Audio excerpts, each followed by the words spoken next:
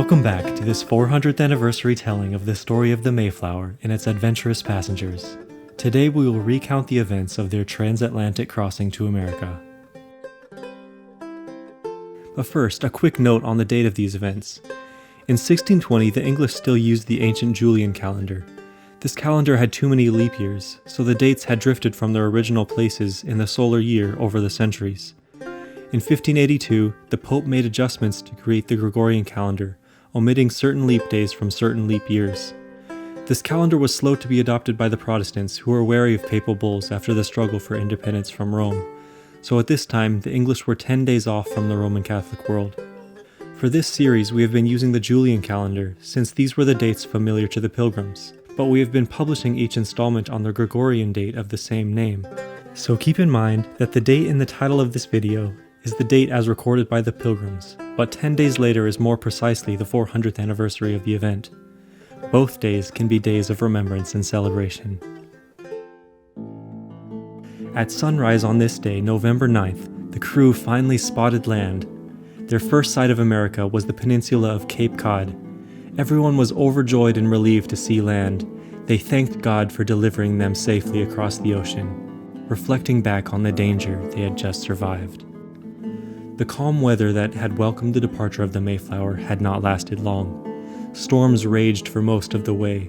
Some sailors had tried to convince them to turn back for fear of their lives, but the Plymouth colonists pressed on, knowing this was their last chance. Earlier in the voyage, in an attempt to spend some time away from the unpleasant conditions below, John Howland, an indentured servant, went to the deck to try to get some fresh air when he was toppled overboard by a rough gale. His life was saved by grabbing onto a dangling rope perfectly placed by chance. He held on long enough despite the crashing waves for crewmen to retrieve him with the boat hook. John Howland was destined for a successful life in America. He worked off his indenture and became an important member of the colony. He had 10 children, 88 grandchildren, and today an estimated 2 million Americans are his descendants. John Howland's near-death and rescue is a microcosm of the story of all the Mayflower passengers who were blessed with protection amidst great danger, to go on to produce a great nation with tens of millions of descendants today, a continuation of the blessing God promised to Abraham. Not all were so lucky. Tensions between the crew and the passengers had grown to the point where one crew member cursed the Pilgrims, saying he wished they could be tipped overboard in white shrouds like the dead.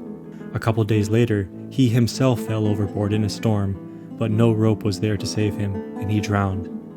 The Pilgrims took this as a sign from God. At another point in the voyage, the storms had become so intense that a mast was bent and it buckled the main beam. The entire ship was at risk of sinking, and that would have been the end of the pilgrimage aboard the Mayflower. But thankfully, the Pilgrims had brought a large iron screwjack for construction, which they used to raise a new beam into place. Because of the storms, the captain had no choice but to fold the sails and let the Mayflower be carried by the sea. Most of the voyage proceeded at a walking pace, with twists and turns calling for periodic navigational adjustments according to imprecise coordinates.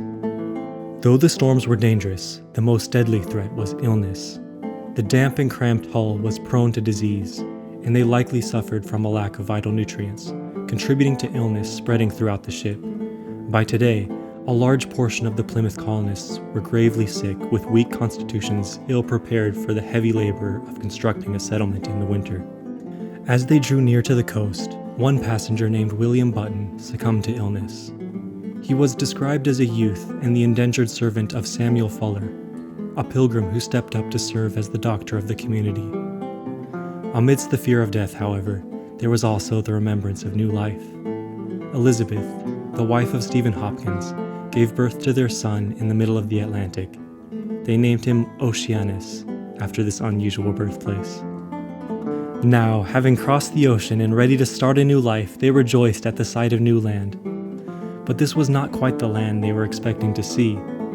Cape Cod was a navigational landmark that showed them they were too far to the north of where they intended to make a plantation at the mouth of the Hudson River. This was not the land they had been commissioned to settle, and they had no legal right to settle there. So they resolved to continue southward to their intended destination in modern-day New York.